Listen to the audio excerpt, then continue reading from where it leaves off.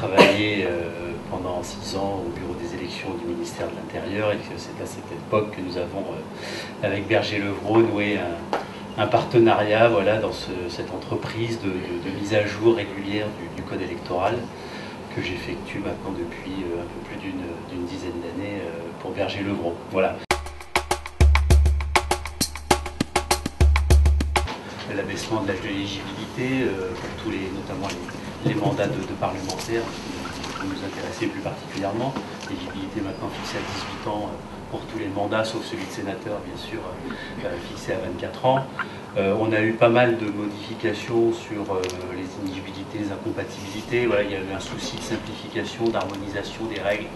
En matière d'incompatibilité, maintenant, voilà, on a un délai unique de 30 jours pour mettre fin au cumul, quels que soient les cumuls, soit des cumuls profession et mandat ou cumul entre mandats. Dans les inéligibilités, on a eu quelques petits ajouts, mais on a eu, on va dire, simplement un toilettage un peu de toutes ces inéligibilités, notamment pour les législatives qui concernent les fonctionnaires de l'État essentiellement, mais aussi de plus en plus les fonctionnaires des collectivités territoriales. On a eu pas mal de choses sur la propagande électorale parce que, pas mal de choses.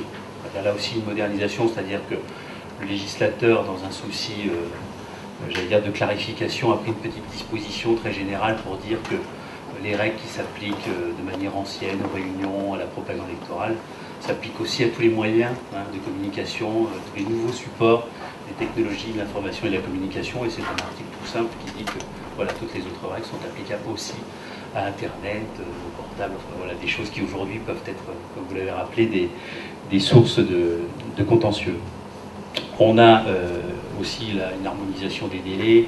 On n'a plus, j'allais dire, les délais de 3 mois, 6 mois, 1 an en matière de propagande. Tout a été harmonisé pour essayer d'avoir un délai de 6 mois unique qui permette d'avoir, j'allais dire, une date fixe pour commencer à se préoccuper de savoir si on peut faire ou pas faire, notamment dans les collectivités, certaines actions de communication ou de propagande. Les termes sont un peu synonymes.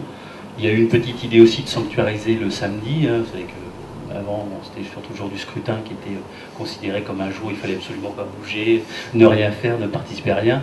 Maintenant, ça s'est étendu un peu au samedi, c'est-à-dire qu'à partir du samedi 0 heure, on est censé aussi ne plus faire grand-chose qui pourrait avoir un lien avec le scrutin. Le financement des campagnes électorales, c'est peut-être ces dernières années ce qui a occasionné le plus de contentieux et de difficultés aux candidats aux élections, à la fois parce que c'est une législation un petit peu technique ou un petit peu ésotérique, les élus les candidats ne se sont peut-être pas beaucoup souciés dans un premier temps de cette législation, mais elle a donné lieu à pas mal de décisions, à pas mal de sanctions, voire même jusqu'à l'élection présidentielle. On a eu des redressements de comptes de campagne avec des abaissements de remboursement des dépenses de campagne. Donc il y a eu ces derniers temps, maintenant je pense que la législation est un petit peu plus connue. Je dirais que les mandataires se sont peut-être eux-mêmes aussi professionnalisés. Enfin, on a peut-être des gens qui sont vraiment aujourd'hui bien au fait de ces dispositions. Et ces derniers temps, il y a eu, même dans les lois de 2011, un souci aussi, là, j'allais dire un petit peu d'alléger et d'harmoniser cette législation. Je sais qu'il n'y aura pas, par exemple, d'obligation de déposer de compte de campagne pour des candidats qui feront moins de 1% des suffrages exprimés, pas d'obligation a fortiori de recourir à un membre de l'ordre des experts comptables. Et puis, il y a eu surtout une grosse innovation, c'est un pouvoir de sanction donné à la Commission nationale des comptes de campagne, qui est l'organisme qui maintenant, de manière là aussi totale, vérifie les comptes de campagne de tous les candidats, sous le contrôle du juge.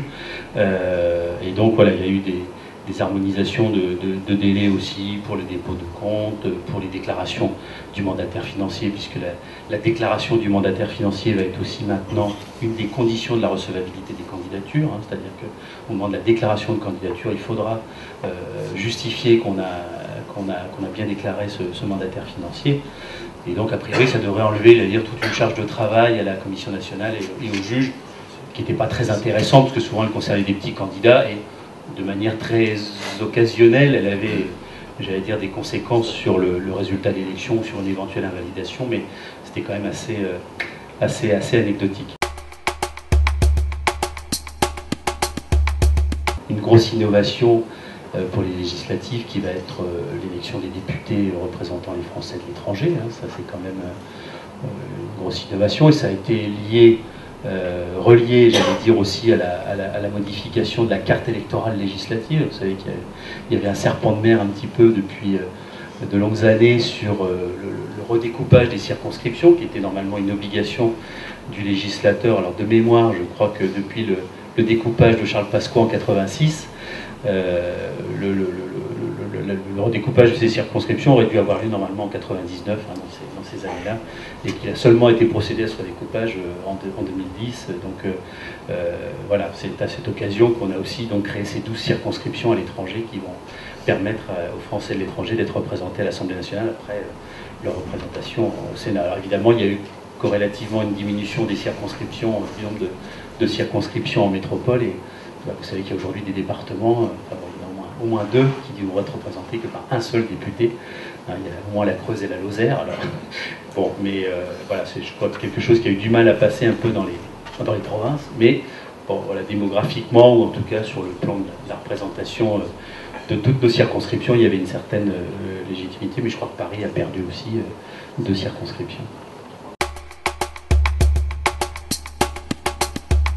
Il faut savoir, pour les législatives, aujourd'hui, ce n'est pas vraiment un problème juridique, hein, c'est-à-dire que les personnes concernées s'inscrivent dans les communes où ils souhaitent se présenter, notamment pour les législatives, mais que ce n'est pas une condition, hein, d'éligibilité. Hein. Je vous rappelle que pour être élu au Parlement, à l'Assemblée nationale, il suffit simplement de justifier qu'on a la qualité d'électeur. Hein. Et donc l'inscription sur la liste électorale n'est pas du tout une condition, mais je crois que ça renforce, pour des personnes qui sont perçues à tort ou à raison comme venant s'implanter dans une région qui n'est pas, une ville qui n'est pas la leur, ça renforce, on va dire, l'idée qu'ils sont là, ancrés, et que l'inscription sur la liste électorale vient démontrer qu'ils sont bien d'ici, entre guillemets. Voilà.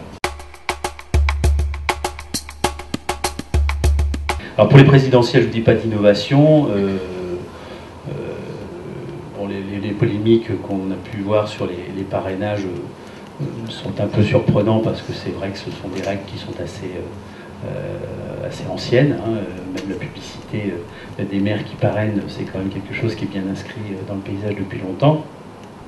Ce dont on parle moins, et ce qui pose peut-être plus problème effectivement à certains candidats, c'est le fait qu'il faut quand même, dans les 500 parrains, représenter au moins 30 départements. Et c'est là où je pense où la difficulté d'obtenir des signatures se fait vraiment sentir. Je pense que les 500 signatures seraient assez faciles à atteindre pour beaucoup de candidats, sauf que effectivement il faut représenter au moins 30 départements, et vous n'avez pas le droit d'avoir plus de 10%, hein, de parrains issus du même département. Donc voilà, l'ensemble de ces conditions fait qu'effectivement, peut-être, aujourd'hui, en dehors de la règle, de la raison générale qui serait effectivement que les élus locaux subiraient une pression, bon, je sais pas, c'est un petit peu délicat de se prononcer là-dessus, mais je pense qu'elle existe. On est dans un monde tellement interconnecté où tout se sait très vite. C'est vrai que la publicité des parrainages peut peut-être aujourd'hui, enfin, ça c'est un avis très personnel, mais peut peut-être quand même poser des problèmes. Enfin voilà, je pense que la difficulté, elle tient aussi à d'autres règles qui sont moins exposées dans les médias, mais qui jouent certainement un grand rôle.